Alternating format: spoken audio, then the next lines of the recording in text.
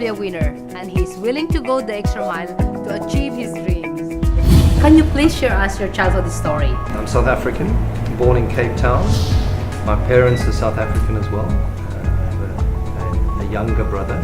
What is South Africa to you? Really just a mixture of all sorts of cultures, beliefs and ideas. So when you were a kid, what do you want to be? I wanted to be a lawyer because I wanted to debate items, and whether that involved the law or not didn't really matter. But my dad said, no, you're going into insurance, and so off I went into insurance, and I'm still in the business of risk and insurance. So what's the best advice you get from your dad?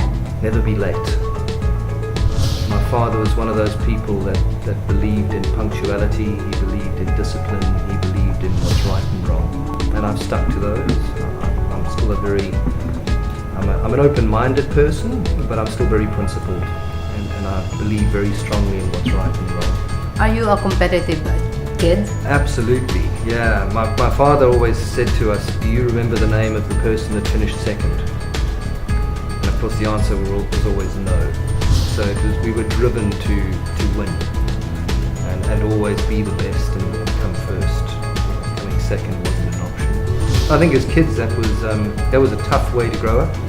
But I've matured to the extent that I'm quite happy to participate. I don't have to win everything. Of course, I always try to. So who's your best enemy to achieve your goals? So my best internal enemy Yes. is the enemy that always wants to win and be first. My worst enemy is probably the frustration and anger beast that sits on the other shoulder. So there's the competitive positive that says I want to win. So how you handle that? I've got a punch bag at home and I like to box. So if I feel the frustration, I go to the punch bag, and then I go into the office and I'm re-energized and I feel positive about life. You know, you've got to have avenues. You've got to have avenues of release. What is best to you? Best for me is I guess being all-inclusive. Being number one is great, but I think being best at what you do, i.e. having the right reputation for the right reasons, succeeding financially, socially, I think is very important. Surrounding yourself with good people, that's a sign of success to me. Being around people that are good at what they do, that have similar beliefs to me, you know, you're drawn to that, and then you learn along the way because you'll find that they're the same. Yeah, but how to do the best? Because we can say do Never your give best, up. but what is do the best? In order to be the best, you've got to be committed. If you feel you're not in that space physically or mentally, get out. Let someone else do it. If you're in a team sport and you're not in it, get out. Let someone else take your place so that the team wins. If as an individual you're not committed, step back and let someone else take it on. But if you be committed, and once you're committed, don't quit. And what's the difference between quitting and learning, knowing when to let go? So quitting for me is when you feel that it's adversity and you get to the point where you go, I just can't do it anymore. But then you've got to really pick yourself up and go. That's not a case of that's about getting through roadblocks. You know, roadblocks for me are, you can either bash straight through the roadblock or you find your way around it. Now, a more aggressive approach would clearly be to just put your head down and punch straight through. Probably the more effective way is to find a way around the roadblock at times. So the quitting would be allowing that to just stop me and giving up. I don't believe in that at almost any point. Letting go is where you get to the point where you feel I've taken something as far as I can take it, and maybe I'm no longer able or equipped to do it, and then looking to someone who has better knowledge or capability and saying, can you take this to the next level? And there is that point. None of us are perfect. Yes. So there is that point you get to where you go, that's as far as I can take this baby. Now it's got to be passed on to somebody else. And we learn along the way, and hopefully at some point you get to where that other party is.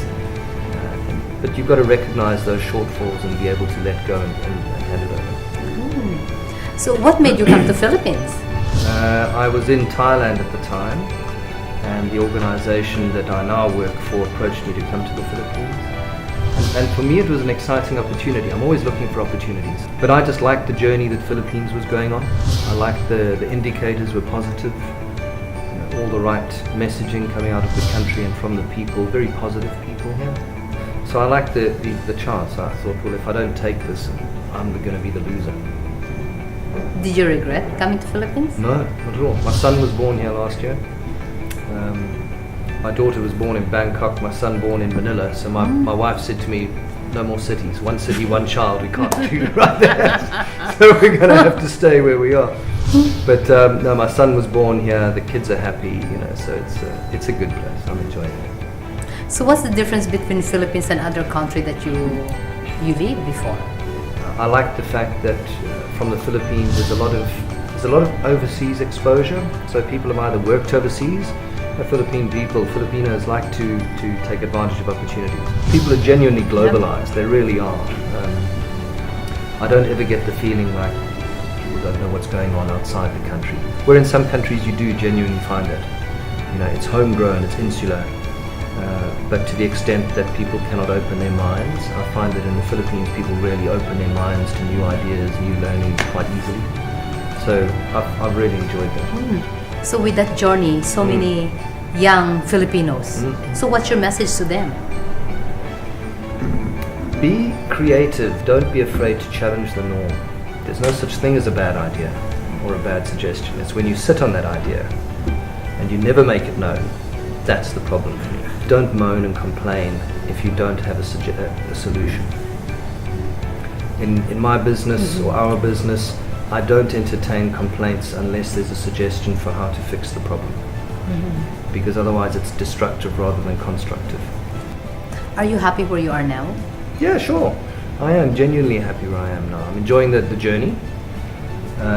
It's only been 18 months that I've been here. November 2014 I first moved to Manila.